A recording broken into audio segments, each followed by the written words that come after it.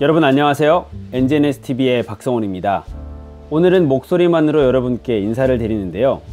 중학교 때인가요? 위앰프와 소리바다 이 두 가지로 라디오 방송을 했던 기억이 납니다. 위앰프가 뭔지 기억이 나시는 분들은 아마 저와 연배가 비슷할 것 같은데요. 참고로 지금의 곰플레이어라고 생각하시면 되겠습니다. 얼마 전에는 유태인들의 돈에 관한 격언 10가지를 소개해드렸죠. 개인적으로 유태인들의 이야기에 관심이 많다 보니까 앞으로도 자주 주제로 다룰 것 같습니다. 오늘 여러분들께 들려드릴 이야기는 바로 탈무드에서 온 이야기인데요. 우리들의 삶에서 꼭 필요한 지혜, 위즈덤에 대한 이야기입니다. 그러면 여러분 편안한 마음으로 라디오를 듣듯이 한번 이야기를 들어보시기 바랍니다.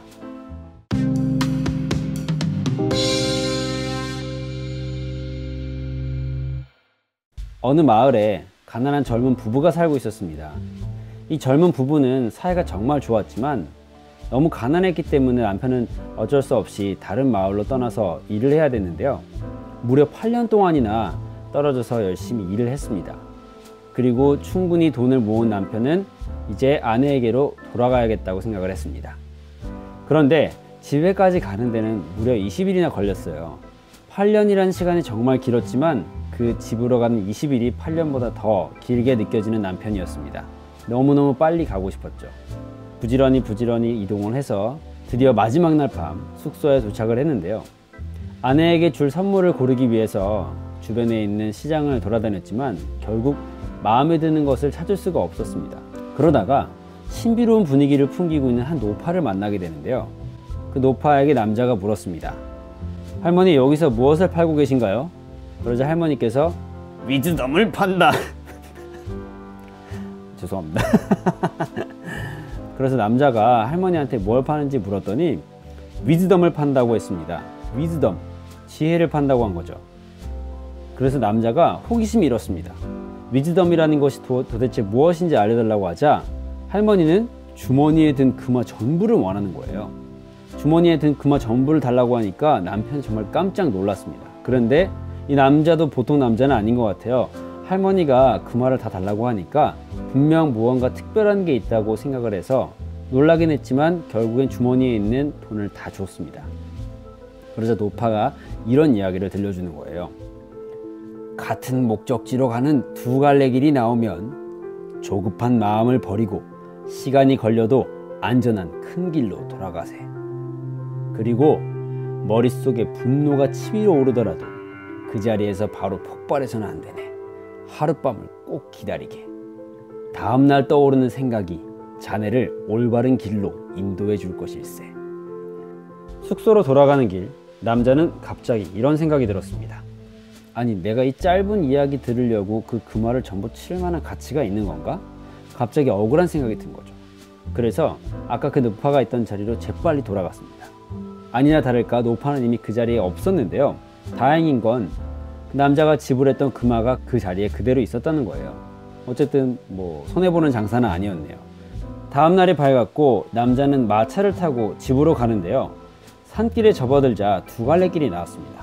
한쪽 길은 매우 험한 길인데 굉장히 빨리 갈 수 있는 지름길이었고요.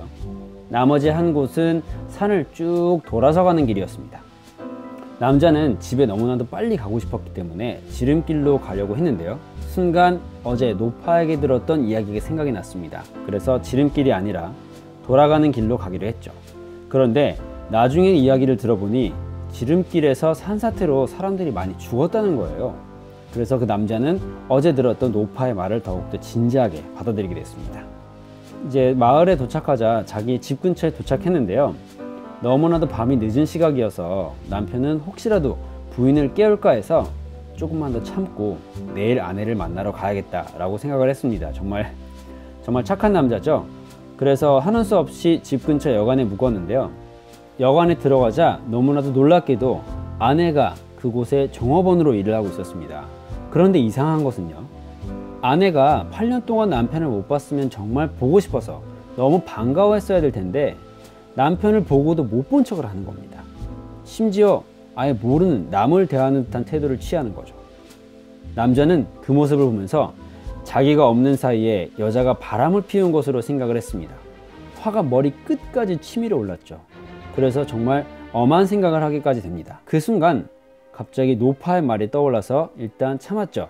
머릿속에 분노가 치밀어 오르더라도 그 자리에서 절대 폭발하면 안 된다고 했으니까요.